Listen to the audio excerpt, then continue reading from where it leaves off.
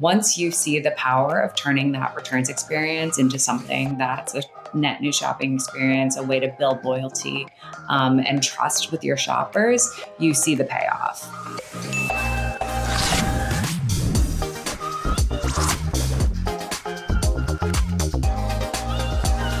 All right, so Suzanna, just tell me first off, why do e-commerce brands dread thinking about returns? There are many reasons why, right? Except fundamentally, I think if you're a brand, if you're an e-commerce brand, you're spending a lot of time, effort, and money. You're putting your product out into the world, right? And I specifically focus on fulfillment and logistics partners with Loop. And so I go into warehouses and I see, as a customer, I'm just going to get a package on my door. I'm going to order something that I bought online, except all of the different steps. I mean, a brand has to work with the suppliers, the manufacturers, the fulfillment partners, carriers and whatnot in order to get that product to the customer.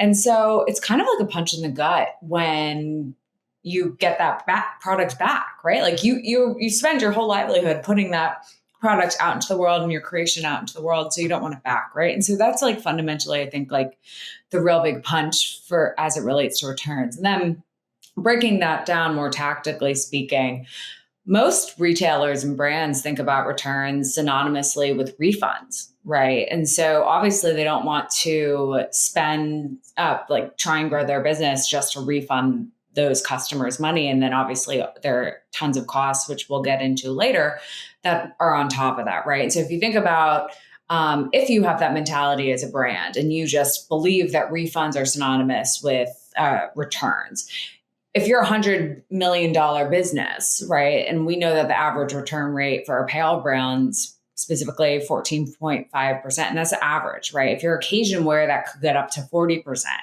Footwear, the average is 15.9% or something like that. And so that's $14 million of money that's you're refunding, right? And I think we'll talk about Loop a little bit later down the line and ways that Loop actually is combating that assumption of returns equaling refunds. Except if you're a brand and you just believe that returns are refunds, then of course you're going to hate returns, right? You don't want to be giving your customers your money back. And then there's an element of unknowns as it relates to returns, right? There are things in this world of efficiency and optimization. Loop is doing 2 million of returns a month across all of our brands, and that just continues to grow.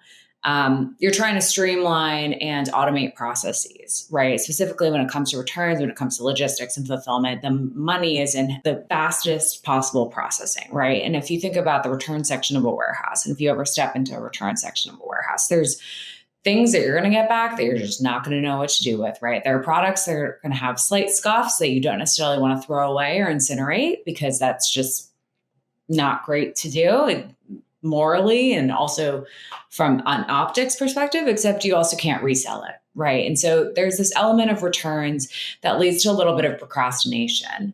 And it's just unknown, right? And so I think that's the last reason why brands really and retailers hate returns. It's there's just this element of we're going to have to make some instinctual decisions. But it's never always going to be perfect. And one of the challenges is as well, just it's so embedded in the consumer attitude now. So many people will buy knowing that, sticking with fashion and apparel, someone might buy 5 different items knowing for a fact they're going to be returning 1 or 2 of them. They're not intending to keep all of them. So just kind of, it's kind of dealing with those problems, knowing that is the consumer attitude.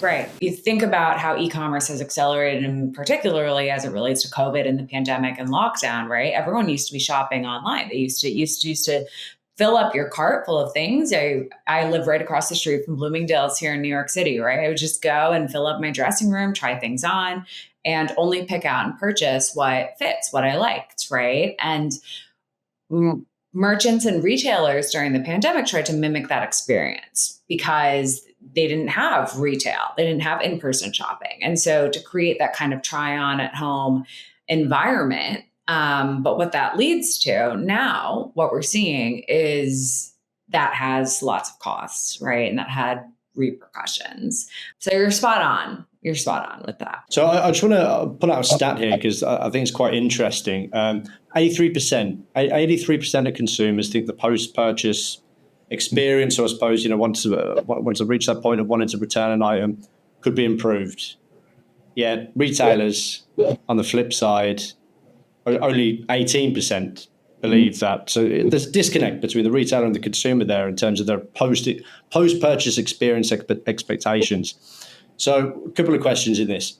First, what is broken about that post-purchase experience, and what's causing that disconnect? I find this stat interesting because it's also like, it's the hat that you're wearing at that time, right? Because if you think about merchants and retailers, they are consumers too, right? And so if you think about the hat that you're wearing as a customer, as we just kind of talked about, this idea of having a full kind of shopping experience in your home and being able to select what you want to keep, what you want to return based on ordering multiple sizes or ordering multiple styles, right? And so that's the mentality that the customer is coming from. And so of course they're going to think that this post-purchase experience can be improved. They don't want to have to deal with printers. They don't want to have to stick on and tape and have a kind of like a arts and crafts situation in their living room with shipping labels, right? They don't want to have to go to USPS, UPS, Royal Mail, wherever you're dropping off that return.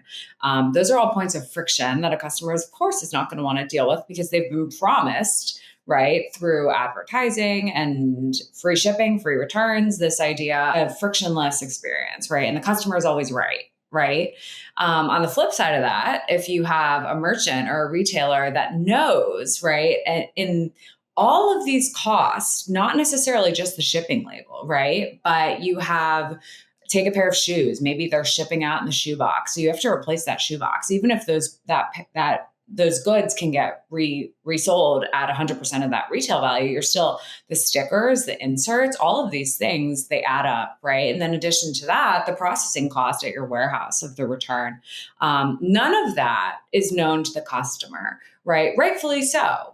There's a lot of this idea in e-commerce of just everything is behind the scenes, behind the curtain, right? And so from the merchant's perspective, they're not trying to make it easy for you to send back your product and continue to go back and forth. I mean, we're a global e-commerce environment now. I'm buying things from brands in Australia, right? And they might charge me as a customer $20 in order to return that, except that shipping label is going to be $100 plus for the brand, right? And so from those different mentalities, the customer thinks, okay, I've been promised this like shopping in my home experience, and the brand on the flip side of it knows all of those costs.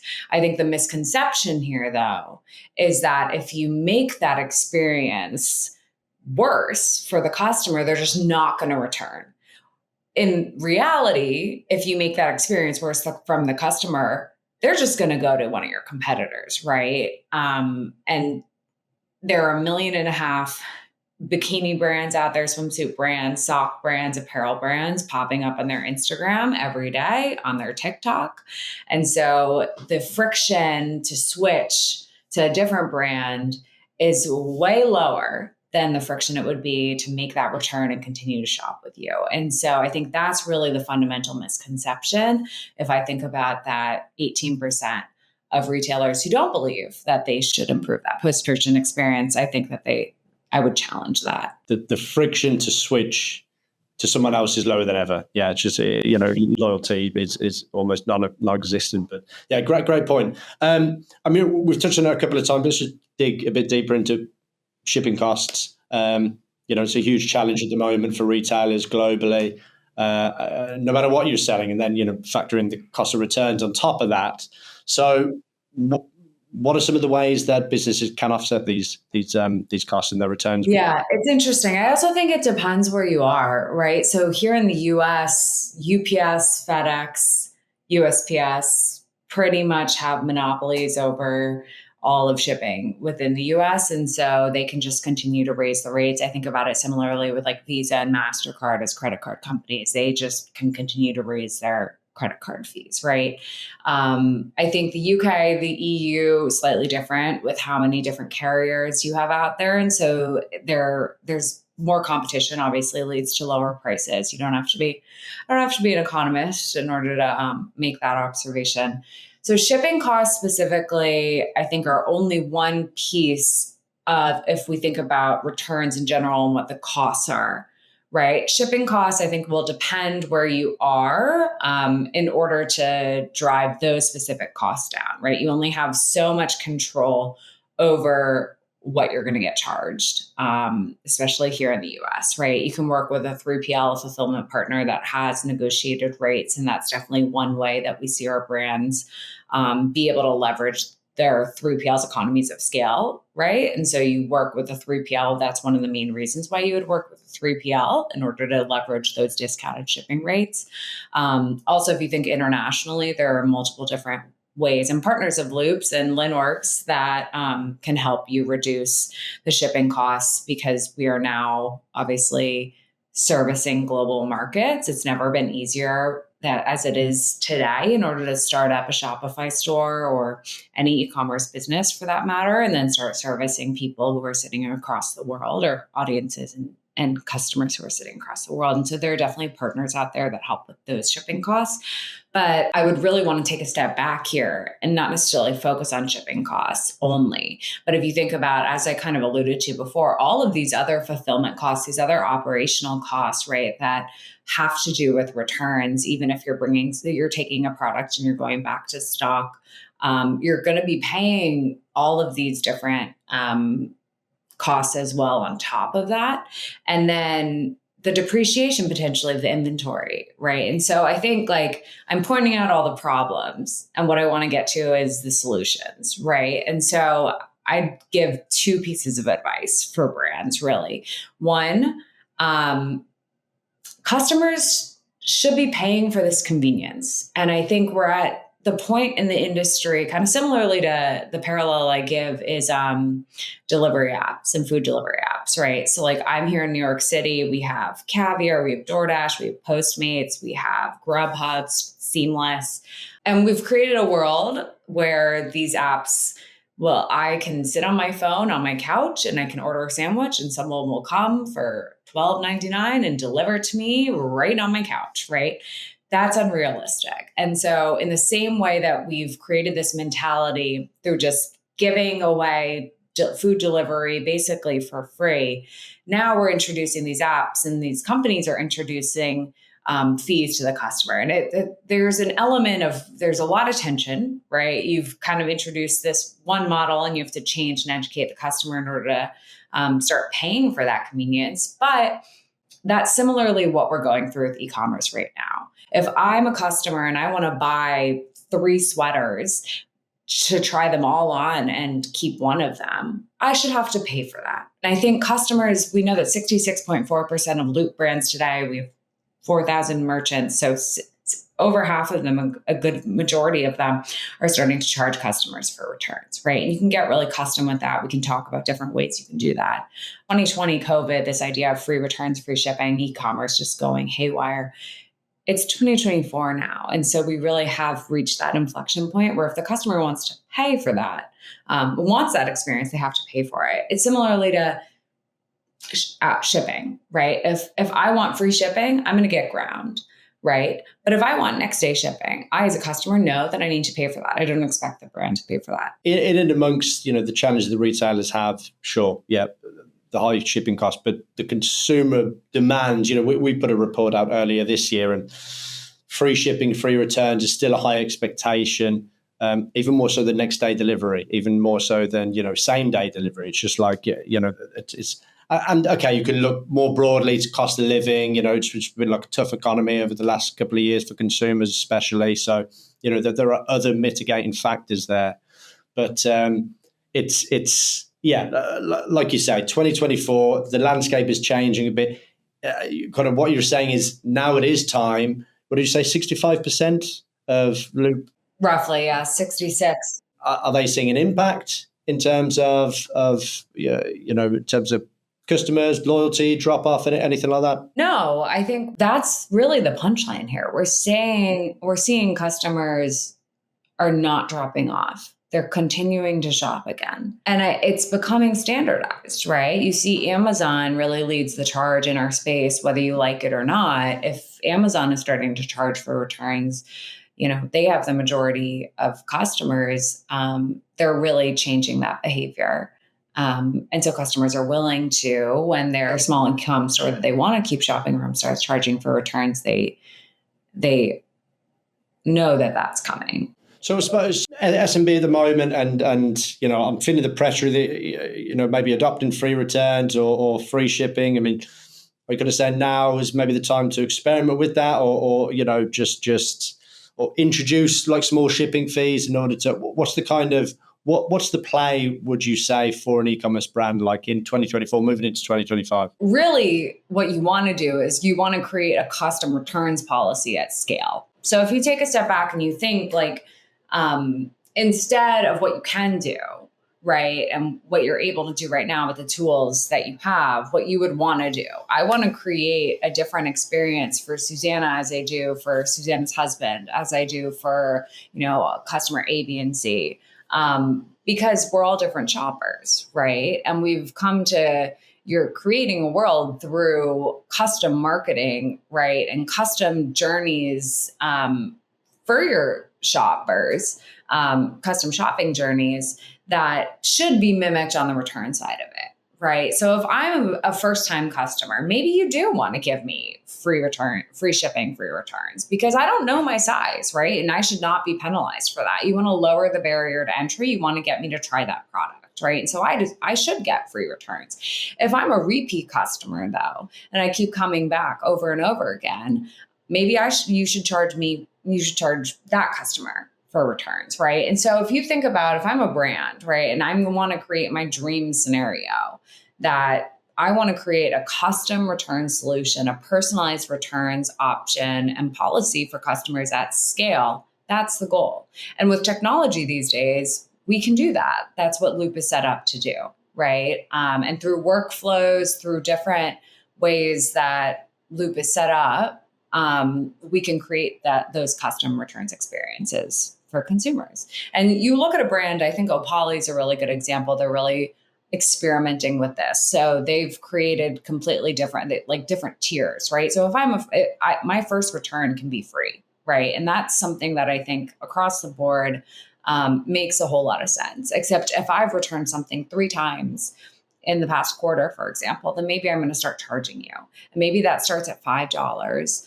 or £5, and then that goes up to £15, right? And so being able to play around and pull those different levers based on what your customer is, I think that's a sophistication in the returns space that brands should be adopting. They do it on the outbound, they do it with their marketing, and so why not do it with returns? So prevention is the best medicine, as they say, right? So obviously we're kind of talking about managing the costs, but what about stopping people from or reducing the amount of returns that people make in the first place? This one's a really interesting question. And obviously it's the dream, right? It's the goal. And I think one of the misconceptions that I get sitting here at Loop, where we're return software, is like, oh, you're probably more returns is better for you.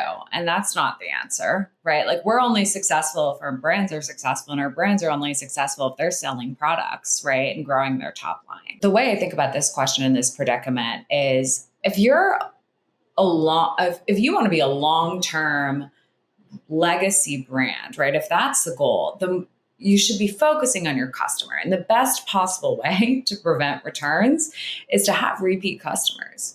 Right? If I'm a repeat customer, I know my size. I know what I like. I know what I don't like. And so I'm not going to return a product. Those first-time customers versus the repeat customers, it's a completely different experience. It's a completely different shopper, right? And so I would urge brands, and instead of thinking about that revenue and that refund and chasing revenue, chase your customers, right? You want to create loyal customers. And so if that means giving that customer a free return, right? Because let's be clear, a return is if your customer is returning your product, they're pretty pissed off, right? The bar is pretty low. And so take that experience, right? You have a very low bar. All it takes is the ability to surprise and delight them just a little bit, right? Maybe give them a free return. Maybe tell them if it's a lipstick, or if it's socks, or if it's supplements, you can't actually sell that. Let them keep it, right? Let them give it to a friend. So you have the opportunity to take that experience that's pretty sour, and convert it into something that could potentially lead to a long time, lifelong customer. And that customer is not necessarily going to return again because they know your product, your sizing, your fit, and whatnot. And so I think on this topic of preventing returns, obviously there are tactical ways you can do that. I can get into that, whether it's with analytics or sizing partners, and better messaging on the websites. But ultimately, I mean, I think it's tough, except I would think about your customers. You want to be creating more repeat customers. You want to focus on customer lifetime value and loyalty, as opposed to that one purchase and getting revenue back on that one purchase. You mentioned it. Let's dive into some of those tactics there. Can you give some specifics? The analytics are going to be your best friend, right? And so the ability to get out from your return solution, whether you're doing it manually, whether you're using Loop, whether you're using another return solution, the ability to use that data, I mean, that's feedback, right? That's feedback that you're getting from your customers on, okay, if these shoes continue to come back and the return reason is that they're too big, maybe that messaging, maybe there's something wrong with that product, but also maybe the messaging on your site needs to change, right? And so that should be feedback directly from the customer, and it should be treated as such, and it should be fed back into the shopping experience and the manufacturing experience, right? And so I think like specifically with an integration like Linworks, right, where it's like Loop is the returns part of it, but it's fitting into this larger software suite that's helping determine the direction of your business and your brand. That type of data is very, very valuable. The second thing, we get a lot of questions at Loop on the partnerships team, a lot of recommendations for sizing apps. And so I think that can even just continue to get improved. So you see, maybe if you shop for shoes, they'll say, okay, what's the size and your size in these different brands? And then that'll help predict your size in this one brand. I think that, I hate to say AI, I feel so cliche. I'd love to get through a podcast without bringing that up, except I do think with all the advancements in AI and technology on the front end, those types of recommendations and sizing predictions will just continue to get tighter and better. And that's the goal with the customer. I will say a caveat here, though, is if the return reason is that a size is too big or too small, that's really easy for a brand to solve for, right? If I'm a customer and I'm returning this because the shoes are too big, the sweater's too big, you'll just give me a smaller size. Where it really gets tricky, though, is, and this is to the point about reducing returns to begin with, if I tell you I just didn't like them, you as a brand don't really know how to service that customer, right? And so what do you do with that return reason? And that's where technology like Loop comes in, where you're going to showcase and you're going to service up that shopper the whole catalog, and so they can actually pick what they want to buy instead.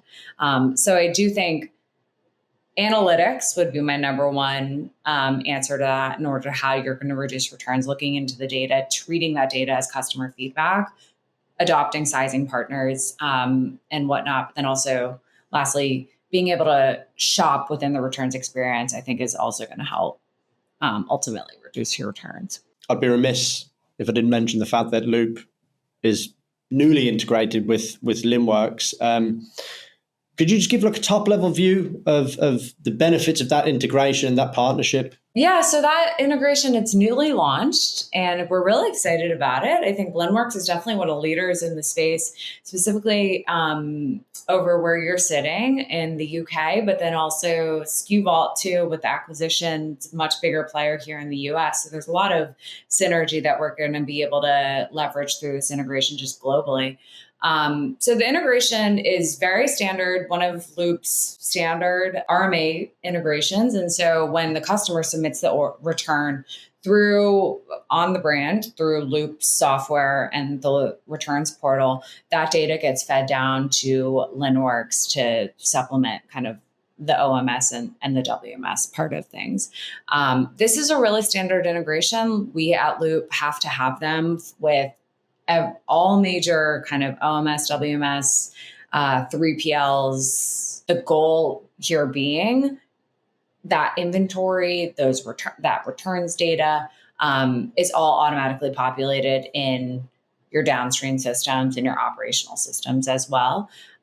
What I think is very, very cool, specifically about the LinWorks integration, though, is we've created this 24/7 shopping environment, right? I, as a customer, I'm going to be buying something, I'm going to be returning, I'm going to be exchanging, I'm going to be returning 2 things, getting 3. That inventory is changing 24/7 all the time, everywhere, right? And so if you think about like one brand having a B2B channel, a D2C channel, pop-up shops, their own retail stores, the amount of inventory that's moving around all across the world for your one brand is pretty dramatic, and that cannot be understated. And so the ability to have a tight integration and eliminate any manual headache of reconciling inventory, reconciling returns data. And if you think about like what Loop does specifically, which is exchanges and the ability to generate new orders, that all needs to be as tight as possible and as instantaneously, succinct as possible, because it's never going to be perfect. And so we work with ops leaders, we work with COOs, we work with CEOs, same, I would assume, with LinWorks. And that is the one thing I think as a COO, as an operator, you should demand out of your technologies, that type of integration. Just that you have a really tight handle on where all your inventory is at any given time. Yeah, no, that's a great point. No matter the business size, like all of the customers we speak to, it's the same issues that crop up around that tight inventory control. Like you're going to reach a tipping point, no matter where you're at. So, yeah, okay. Right, last question, Suzanna. This has been great. So much good stuff here. I just want to get, I suppose, just to wrap up essentially, if there are brands listening to this and they're looking to get a hold of their kind of returns management processes, they're going to get their operations in order. Just what are the priorities? What are like the 3 priorities, the things that they should kind of take away from this session? Yeah.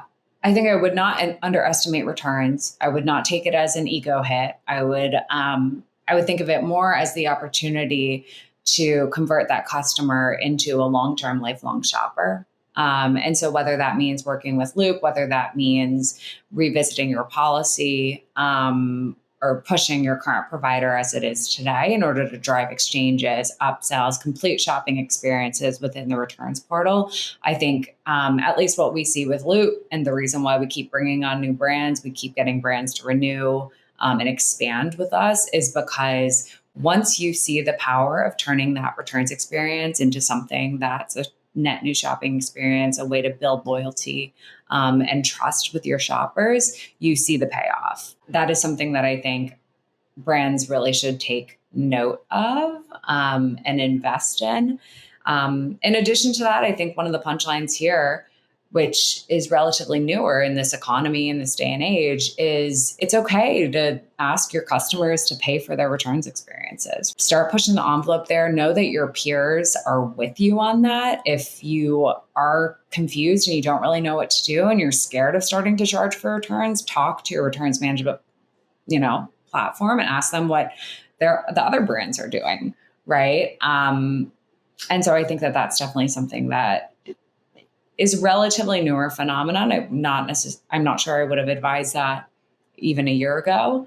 But the costs for a brand to succeed are just through the roof at this time. And returns the cost of returns and returns shipping and all of the like can put a business out of business. And I think the longstanding ones are the ones that build that faith with the customer, and then also start putting the cost more on the customer as well, and asking them to pay for their, in-home shopping experiences. I think, for me, that's the key takeaway. It's just like it's the times have changed now. It's now okay, like you mentioned there. It's now okay to ask for consumers to pay. And I think the really, in order to do that, though, you need to be able to personalize it based on the shopper. Your sales are going to continue to grow if you have free returns, free exchanges on your site, right? But at what cost, right? Like, you don't want to be driving new sales just to be getting that product back. But I think the ability to personalize it and tailor those fees based on that customer and what they want. I mean, think about it like shipping. Like I'll bring it back to shipping or food delivery, right? Like if you want